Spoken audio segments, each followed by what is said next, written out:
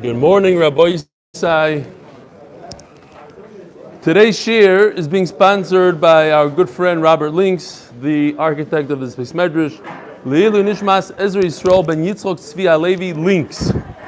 The neshama should have an aliyah. There's tape in here if you want to get it over here like this. First email from Morris Massel. MJM, great initials. MJ plus a M. I use your 8-minute reviews for Chazar for the Shas Chabura program. So that actually touches home because I am part of the Chabura. Leiby took his first test on 30 Daf this past week. So whoever wants to join the Shas Chabura program, we have a whole Chabura of guys. Are you part of it, Mendy? Mendy Auerbach is part of it. It's a great Chabura. You could always start. You said, Rachamim, you wanted to join us. The way it works is you chazer yesterday's daf and last week's daf and last month's daf and 90 days ago daf and last year. B'kitzur, it's a great chazar program. It's designed for memory, for memorization. Fine. So he says, oh, Yeshakayach just heard that you had your first grandchild. You look young. Thank you. Mazel tov. Your grandchild and children should give you tremendous nachas, and you should be zoicha to continue to teach a generation. Mazel tov. MJM. Rabbi Isai, this guy knows how to do it. We discussed about sandwich, giving a little criticism with a little compliment. This guy gave a serious compliment, probably one of the best, and one of the strongest shtochs yet. Dear Rebelli, first thank you for your daily shir, which has enriched my spiritual life beyond words. I feel like I'm part of a worldwide daf community. I daven better, my brachos are better, and I'm an overall better Jew. The internet could have been developed just for your shir. That being said, I was surprised at the comment you made at minute 548 on Daf 40. On Tul Baruch. The example you gave in getting someone's attention was that maybe your wife is spacing out. This guy is amazing because he also sticks in humor, and I know you did not mean any harm, but if one's wife is spacing out at the Shabbos table, it's probably because she baked that delicious challah Thursday night in the wee hours and also cooked for Shabbos and got the children ready for baths and pajamas to bed. And perhaps also works a part full-time job and do chesed or free time. Don't forget that people sit around the table need your attention. So maybe it's not a good example to use. Let us remember how Rebbe Akiva praised his wife. Make way for her. All of your learning belongs to her. Yeah, dude, I've tried that so many times. Forget it, anyway. May be blessed, and then he sandwiches. May be blessed to continue streaming Torah to all of us from a sincere fan of yours. Rabbi said it's getting out of hand. It's getting out of hand. I can't make fun of my kids anymore. I can't use my wife as an example. It's Noira V'ayim. What will I do? This comes from our great friend who happens to be a very choshev guy. He's a Rav in Lakewood. Mazel tov, it's a girl. Look at the hospital bed here. What is this guy doing with his Gemara open? Happens to be my cousin. He's amazing. Rafal Yoselevsky, Joe Solowski, I don't know how he goes anymore. And this is an amazing Talmud Chacham as well. In Eilat, with his jacket on. It's so hot in Eilat, you have to wear a coat. He's the one, by the way, that controls the temperature in this room. You just understand what's going on here. He wears a coat in Eilat. But Baruch Hashem, yeah. Okay, so that's that. We have more. Oh, Gary in Eilat. He's eating with the daf. Of course. He pays more attention to the daf on vacation than he does during. Ouch, ouch. Now you're gonna get an email. Now, by the way, I know that he's watching because he did take the picture of him yesterday that he put on, and he put it as the thumbnail. So all right. Zok De'ele Gemara. I just want to warn you that in today's daf, all the way at the end, is one of the scariest words in all of Shas. So first of all, we have to welcome some of our guests. We have a brand new guest from England, Rabbi Yisrael Fine. Where is he? Shalom Aleichem. How are you? Where in England?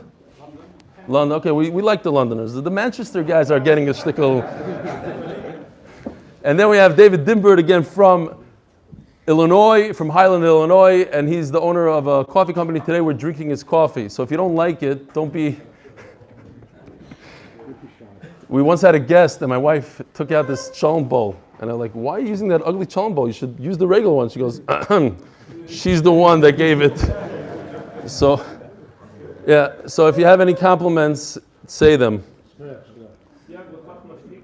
No, but it's good coffee. This is what he does for a living. Anyways, what's the name of the company again?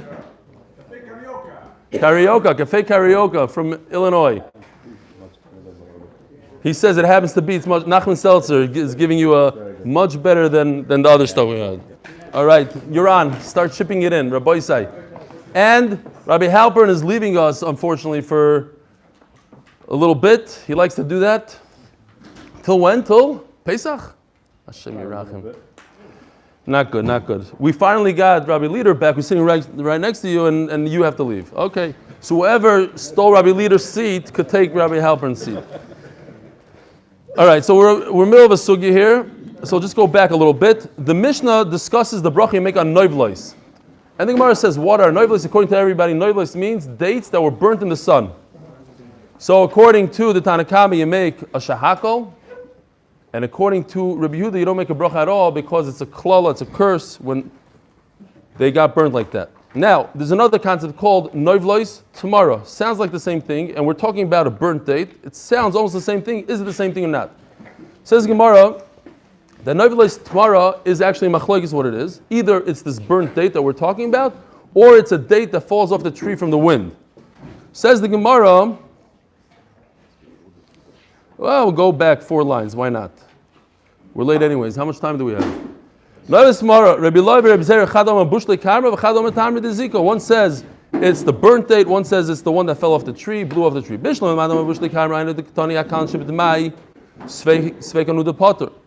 Now, we got to be careful with this table. It's shaking a lot. Shaking a lot means that all the guys that are watching it later on, they're going to be dizzy. All right, sorry. We're going to be using that camera that's already in use and it's already streaming live on test and it works well. Then there won't be any shaking Be'ez Hashem. So just hold up for another few days. Anyway, says the Gemara, when it comes to Dmai, the Amaretz, we are concerned that perhaps he didn't separate Truma. When it's a very cheap product, we say he did separate. It's Kalan Shib Dmai. Sveigenu the Potter of Adon Chayav.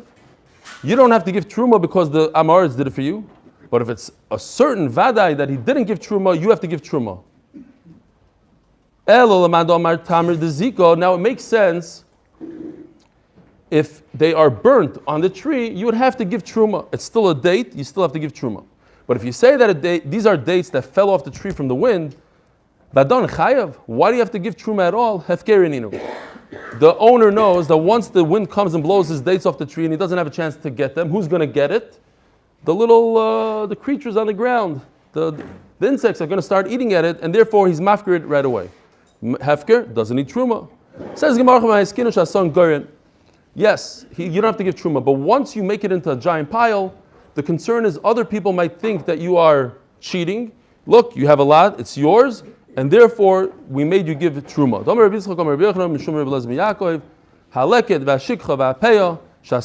These are all things that the ani takes from the field. If the poor person made a pile out of it, hukbu lemaiser, they became mechuyev b'maiser midrabanan.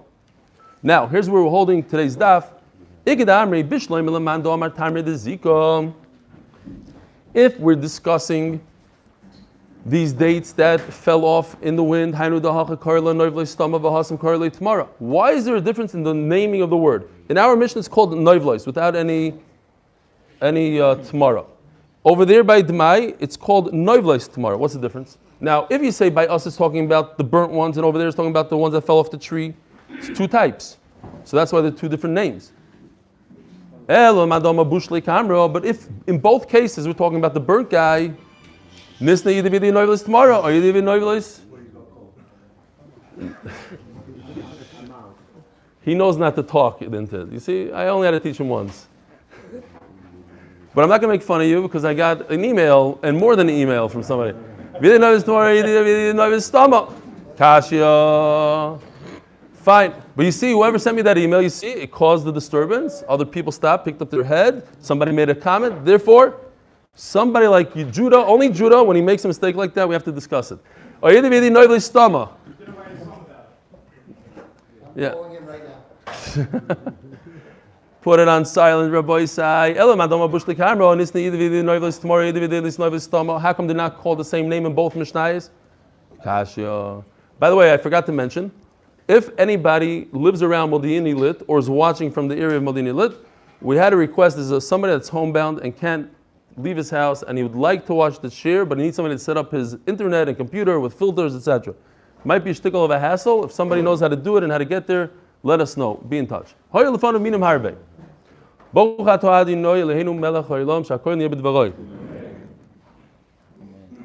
we had in the Mishnah Machlokes, a person has fruits in front of him. According to Rabbi Yehuda, you go by the Shivas Haminim. According to the Chachamim, it goes by the one you like more. If you have two ha'etz, you have an apple and an olive. What do most people like more? Most people, I would think, like apples. It doesn't really matter for this example. Let's say you like an apple more. What? What costs more, an apple?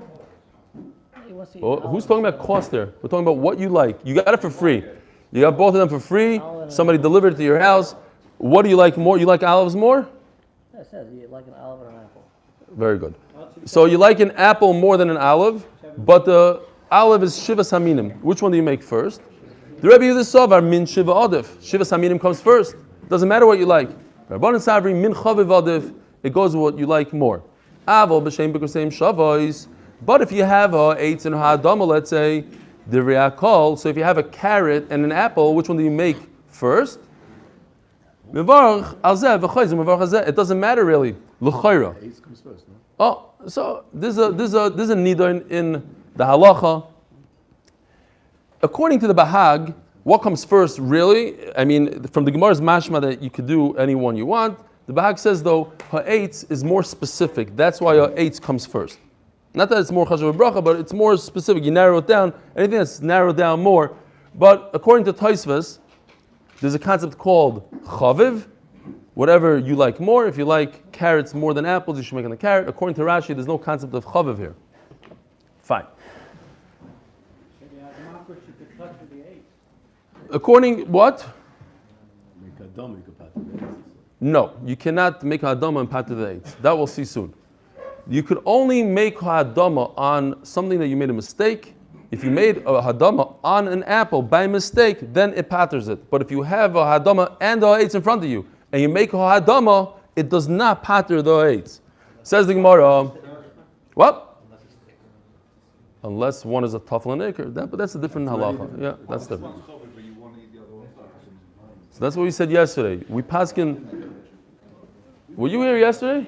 Okay, so Machlokes Rosh and Rambam. He's just asking. You want to eat this one now first because right now it's more chaviv to you. But yesterday the other. So why do you want to eat it first? Why do you want? So that's chaviv for you right now. That's.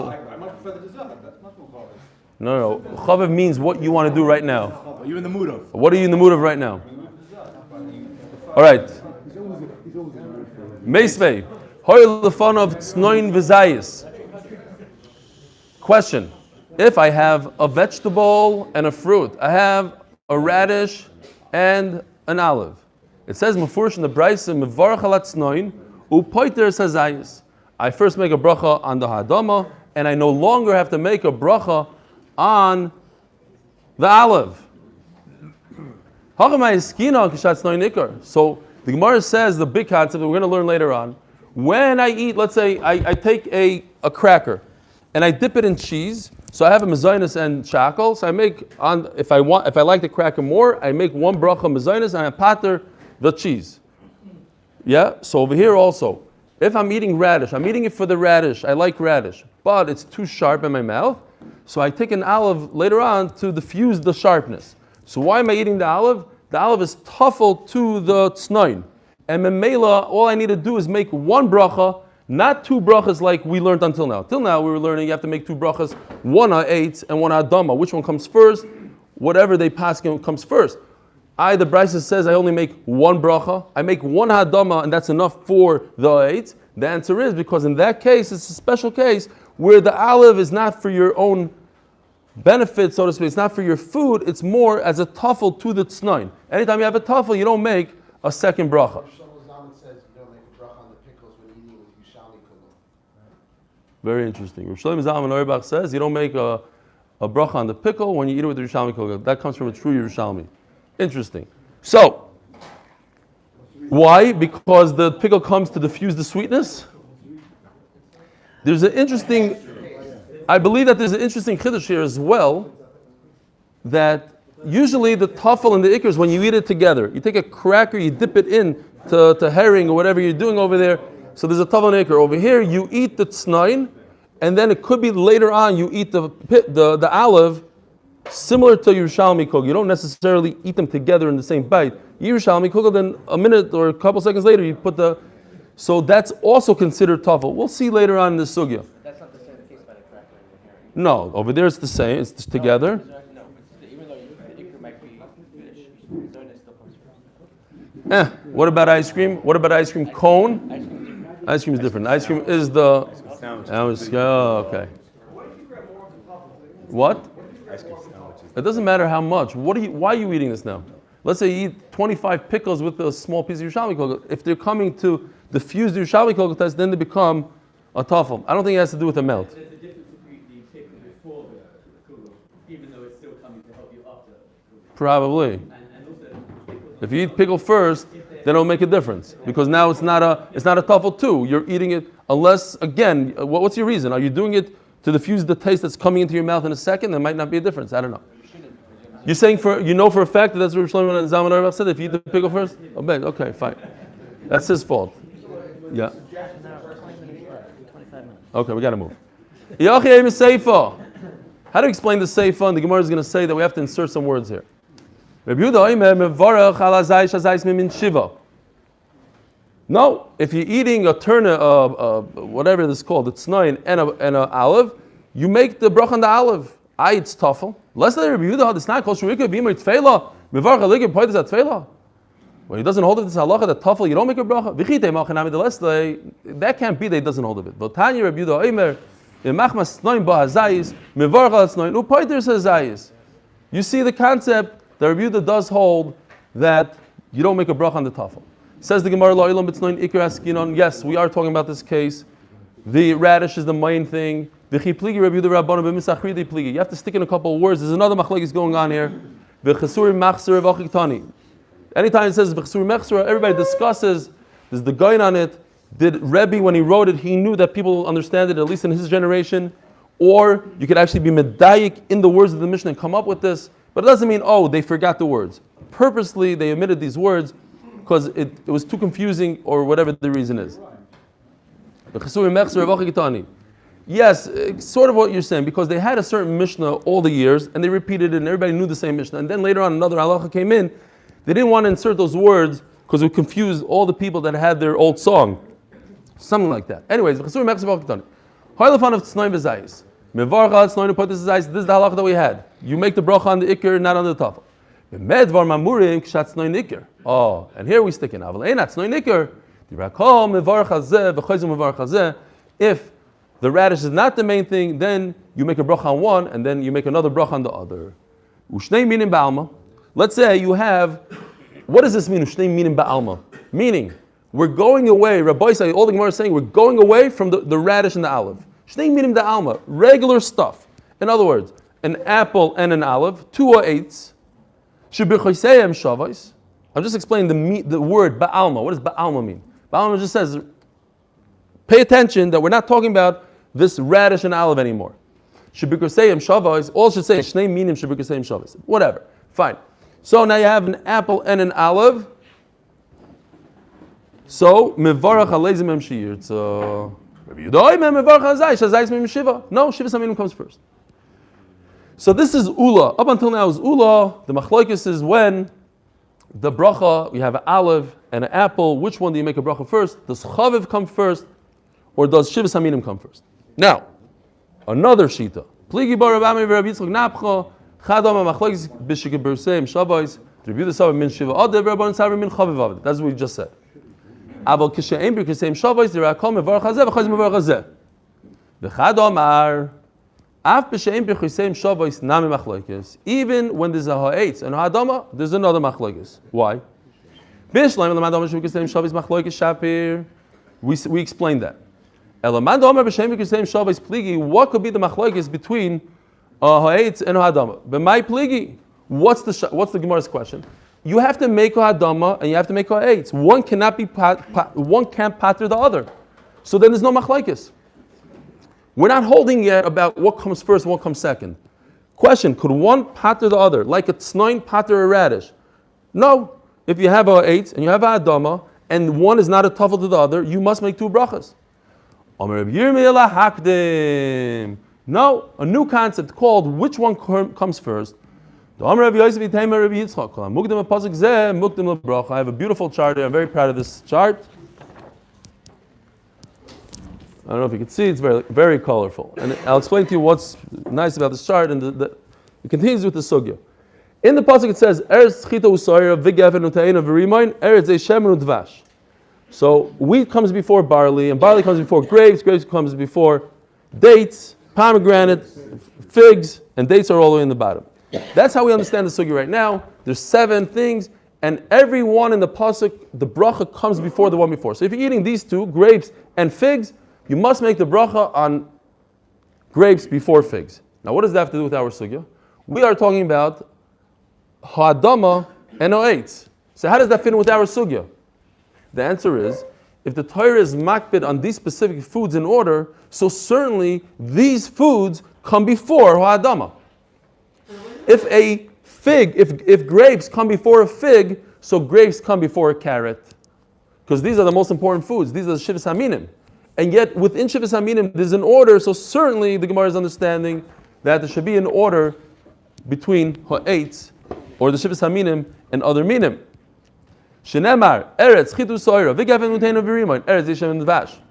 U'pligi de Rebbe Chanan. So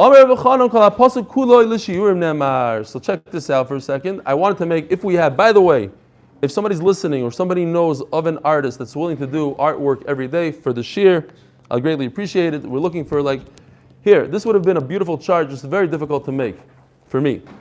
For an artist, it's not a big deal. But if you look at this, let's go even in reverse. The Gemara, this man, the Omar of Chanan, says that each one of these represents a shear in the Torah. One shear, like we all know, zayis. Everything is a zayis. Chaylev, dam, pigel, noisar, mace. All these things are zayis. So that's zayis. Dvash is what you eat on Yom Kippur. If you eat this on Yom Kippur, you are chayev, a carbon, miso, whatever. Remind, if you have a hole this size in your pot, then it's not makabel tum anymore. Ta'ina, if you take this out on Shabbos into another rishus, you chayev an oitzah. Gefen is slightly complicated. If you're a nazir and you eat peels of a grape, the size of a revius of wine, how do you measure it? We'll go into it more. It's grape. Soira, if you have a small barley, this piece of a bone of a dead person in a room and you touch it, you're tamei, and if you lift it, you're tamei, but the room is not tamei ba'oil. And chita, let's say chita inside. This one is very interesting because it's not really a shear of chita, it's just the concept of chita. It's not the size of a chita, it is chita. So, kol ha'pasuk kula is l'shiurim nemar. And if it's l'shiurim, then there's no gdima. I'm not talking about which one comes first according to this man Omar. There is no gdima, so there's no gdima, so therefore, shivas haminim doesn't come before vegetables. It's not anichnas the beis hamenuga, the house of a mitzayra, a mitzaras house. It has tumah. Don't imagine this. But anyways, a guy walks in, all his clothes are in his hand, his shoes, everything, his ring. Everything becomes tamei immediately. It's a very interesting halacha. But if he's wearing his kalim, he's wearing his clothing do not become tamei for 3 to 9 minutes. He could walk in, and if he walks out immediately, his clothing are not tamei. What's the shear? He's wearing his ring. Achilas pras is half. Half a what? Half a loaf of bread. A loaf of bread is 2 su'udos. It's an important shear. So a half a loaf means 1 suda, 4 eggs. How long does that take? And what kind of bread? Because now we're going to say it has to be very easy to eat. The easiest bread to eat is white bread, pas chitin. So bekitzer, the shear of chita is this bread. As long as you take bread, so it's not a real shear, it's just a type of bread. V'loy pas soyer, not barley bread. Mesav, and he's leaning. V'achlan belifton, and he has the best dips, and it's easy for him to eat. Fine. So bekitzer, he could be in there for 3 to 9 minutes, whatever the shear is, and he's not tum. His clothing and his ring are not tum. Soira. This is not etzem kisoyer metame b'mago b'masa. If you have a bone from a dead person and you touch it or you lift it, it's the size of a barley. Ve'enim metame ba'oil, like other bones. If you have a skull, for instance, then the whole room becomes tamei ba'oil. Gefen kidei revius yain l'nazir. So, obviously, a nazir cannot drink wine, but he also can't eat the chartzanim, the pits, the seeds, the peel. How much? The size of a revius. How do you measure a revius? By displacement. How do you displace? Not with water, but with wine, because wine is thicker, so it takes more of the product to displace the wine, because it'll go overboard without spilling over if it's wine. Teina, ki gregeres leitzah Shabbos, when it comes to food, not other stuff. Other things is the size of whatever's chashiv. When it comes to food, it's the size of a fig. That's how much food you're chayiv in Eitzah Shabbos. Remind, kidisnan, kol klei balabatim. In other words, if a person owns a kli, in those days, remember, everything was very difficult and hard to come by. And memela, how do you get a kli? You have to work hard. It costs a lot of money. So if you have a small little hole in your kli, you're not going to toss it in the garbage. You can say, oh, I can use it to hold my nuts, my grain, whatever it is. Now, I have a larger hole. Say, oh, I can use it to use, I'm just quoting Rashi here. I can use it for my olives. It's larger. I can use it for my pomegranate. But once I get the pomegranate, it's that large, even though it costs you a lot of money, you toss it. The point that Rashi makes is that if I'm selling a pot and has a tiny hole, even a needle, I toss it out. Because that I can't sell. Fine. Akopanim, that's the shear of Rimah. Eretz Zeh Shemen. Omer Rabbi Yosef Rabbi Chanino, Eretz Shekol Shirei Kezeisim. Everything in the Torah is the size of an olive. Kol Shirei Sokodaitach, everything. You just mentioned a bunch that are not. Elo, Eretz Shiroi Shirei Kezeisim. Most of the Shirim are Kezayis. Like we mentioned, Chelev, Dam, Pigul, Noisar, Mace, a ton of things are Kezayis. Maybe Matzah, Pesach, whatever. It's Kezayis, everything's Kezayis. Zog the Gemara, Devash, the last one in the pasuk is a date. That's how much you're chayiv. Obviously, you're not allowed to eat less than that. But if you were to eat a date, then you're chayiv a carbon b'shoigeg, you're chayiv kares, or you're chayiv misa be. Amazing. Now, what does the other Madam Yossi say? He says it comes to tell us the order of how you have to make a bracha. He says, look, it doesn't say anything in the Torah about barley and a bone. Where does it mention a bone? That's your drasha. Okay, that's called an asmachta. That has nothing to do with the pasuk, but the main point of the pasuk is to teach me the order. Rav Chisda Rav Amnuna v'Yasef b'Suda. It's amazing Gemara. Rav Chisda and Rav Amnuna was sitting by Suda. Aisul kamayu tamra v'rimoni. So check this out. They brought to them these two objects, a pomegranate and a date. What comes first? In order, the pomegranate comes before the date. So what should have he made a bracha on? He should have made a bracha first on the pomegranate, then on the date. The date is the last one in the pasuk. So he asked him, Shaka Rav Amnuna Baruch Atamri Bereisha. He made the bracha on the 7th one instead of on the 5th. Omer Rav Chisda Lisfir Leimar Lodom Rav Yosef Yitem Rav Yitzchak Kol Hamukdam Pasuk Zeh Koydem LeBracha. What do you do about Rav Yosef? That pomegranates come first. Omer Lei Zeh Sheni LeEretz V'Zeh Chamishi LeEretz. Amazing. Check it out. It says in the pasuk Eretz Chita, and then it says in the pasuk Eretz Zeh Shemen. This is a new start. So I have here, if you look, it says 1, 2. Dvash, the date is number 2 in the list versus number 5 in the list. 2 comes before 5. It's a new pasuk. Eretz Zeh Shemen Dvash.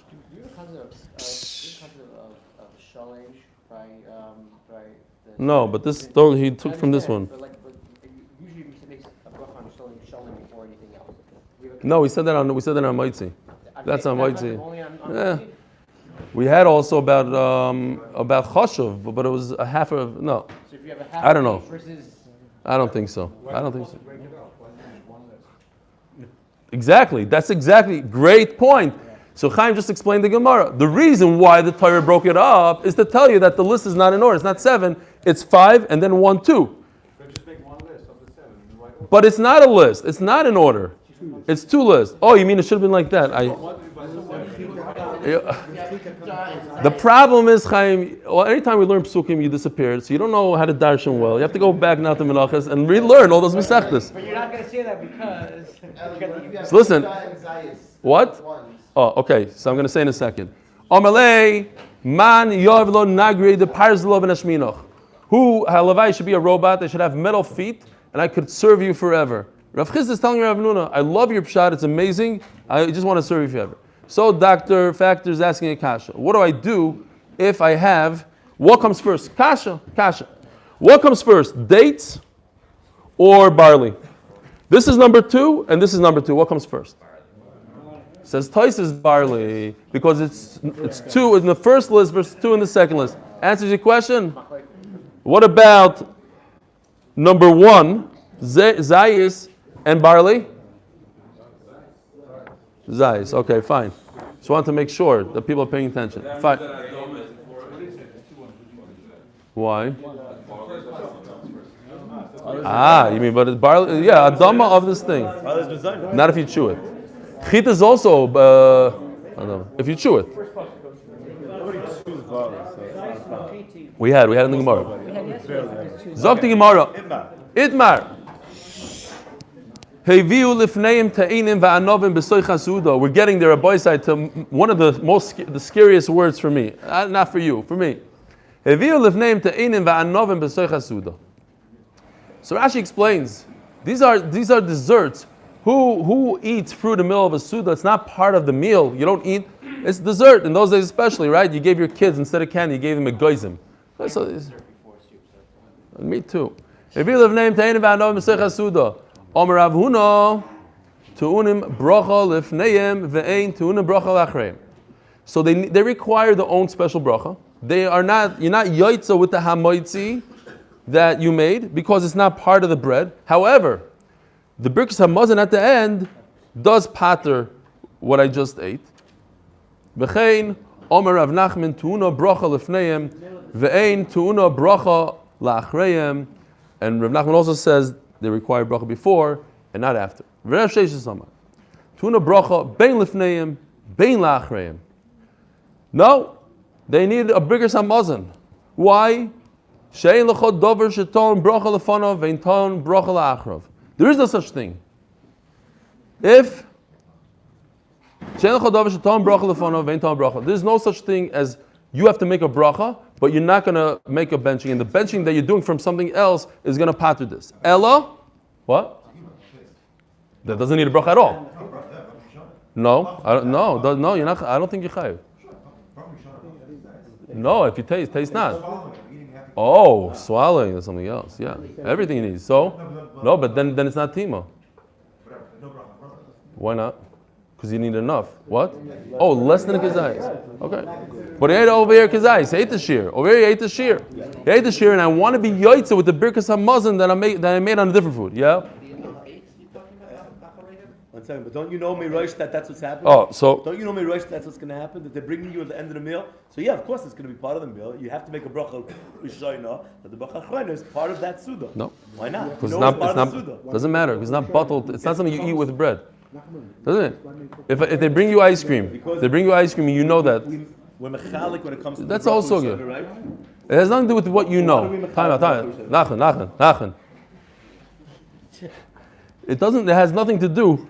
It has nothing to do with what you think. It has to do. Does it go together with bread? Does it go together with bread? It's something you eat with bread. Just because you think about it and you want it, candy. I give you licorice and you put it. It's not part of the suda, even though you thought about it.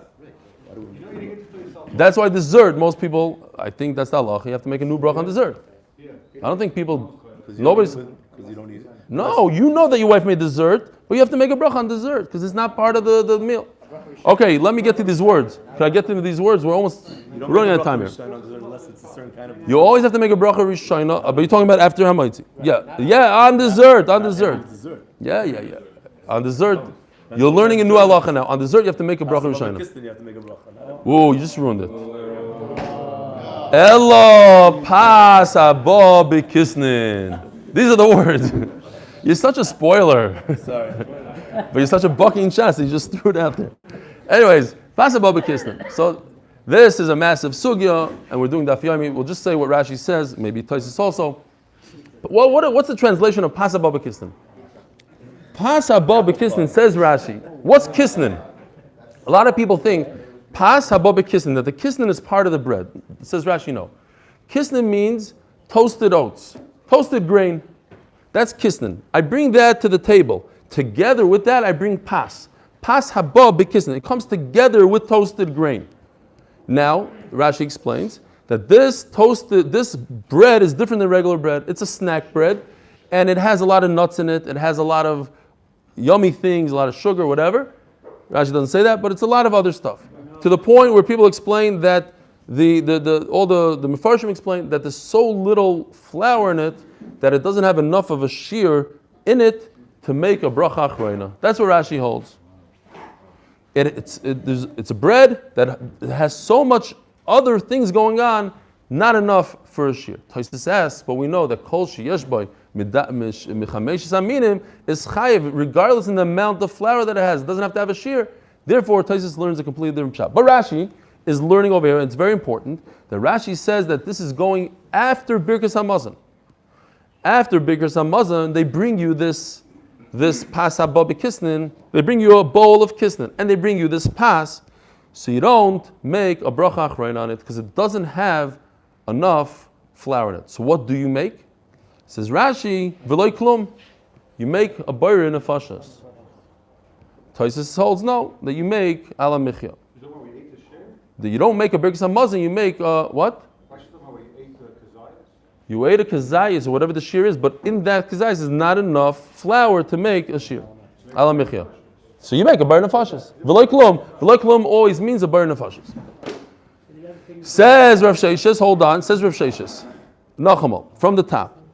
If you're going to bring something into the meal, you have to make a bracha beforehand and afterwards. There's only one thing in the world that you make a bracha beforehand. Let's say, mezainas. But you only make a bar nefashis, and that is pas haba b'kisnin according to Rashi. What? You don't make a bracha achrayna at all. Yeah, that's. He took it literally. Like that guy when I said as a joke that the Shalom Zach is starting at 11 o'clock, so two guys showed up at 11 o'clock. It was almost 3 Chaim until I had to convince him that I was joking. So anyways, don't go around saying that I said that at a kiddush you don't have to make a bracha achrayna. It was a joke. I just noticed that people like to do that. The mandama that says that you have to make a bracha on fruit in the middle of the meal is mechulek on this mandama. Basically, this is Nachman Tzels. Pas poteres kol minei machal. Once you make hamaitzi, potter from everything in the meal. V'yayin poter kol minei mashkim. We don't paskin like the first one, we paskin like the second one. Yayin is potters everything in the meal. Omer papa hilchasa. So what can we take home here? Here's the problem. It's slightly complicated. I made a chart. I don't know if you guys could see this chart. So just to explain what's going to... Rav Papa is going to say 3 halachas here. Rashi explains it one way, and Tosfos explains it another way. And usually we'll go with Rashi and kind of pretend we don't know about Tosfos to make it easier. The issue is that the halacha is like Tosfos. La halacha. And this is how we're familiar with these halachas in Tosfos. I'm just going to mention Tosfos as well. We have 3 things here. If something comes during the Suda, because of the Suda, Machmas Suda, you're eating it, and what does that mean? Machlekes Rashi and Tosfos. And what's the bracha? The bracha is you don't make a bracha not before, not ever, not after, because it comes because of the Suda and it's with the Suda. What does it mean? According to Rashi, it's a dip for bread. But that's not the halacha. According to Tosfos, it's meat. That's how we eat meat and we don't make bracha on the meat. It comes because of the Suda. It's when you eat challah you're going to have fish right away. And do you eat the fish with the challah? Not necessarily. Do you eat the meat with the challah? No. It comes because, Rashi says, no, you have to eat it with the challah. It's the dip of the challah. Then you don't need a bracha before and after. That's one thing. Next halacha. If it doesn't become, and daisa is very important. Daisa is porridge. And if you look over here in the chart, you can see how Rashi's second halacha is like Tosfos' first halacha. Daisa and daisa, they line up this way. And peiros, Rashi's third halacha is like Tosfos' second halacha. Okay, it's more visual. Then you have that it doesn't come because of the Suda, but it's in the middle of the Suda, such as not a dip, says Rashi, and like daisa, like porridge, it's not for the Suda, it's to fill you up. Tosfos already said that in the first halacha, that it does come because of the Suda. Daisa is for the Suda. And memela, the halacha, and Tosfos says that is referring to fruit. Fruit is not something you eat together with bread, it's almost like a dessert. Memela, you make a bracha beforehand, and that's how we paskin, sorry. You make a bracha beforehand, but you don't make the birkas hamazon goes also on your dessert. But before you eat dessert, you should make a bracha. What? Exactly. It's not a joke. What he's saying is it's true halacha. If you eat the fruit on top of the challah, then you won't. What did you say? It's the same thing. Daisa, basar, yeah. Now, la'achar suda, according to Rashi, means brought him fruit, and according to Tosfos means literally after the Suda. According to Rashi, it doesn't mean after the Suda. Suda just means something that you eat later on, but it's in the Suda. And according to Tosfos means you shut down shop. You took everything off the table.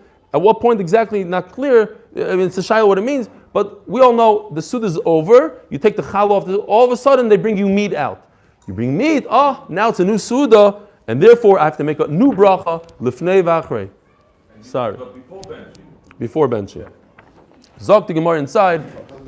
Omar Papa Hilchasa. Now we saw it all, so we can just fly through it. Hilchasa.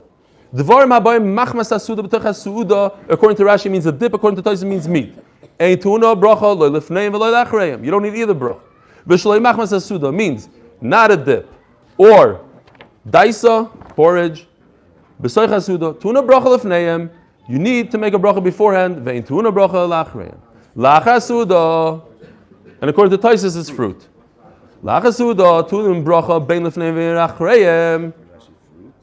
Now, why? Because it's not for to satiate, it's just a dessert, and memela I need a birkas hamazon on it.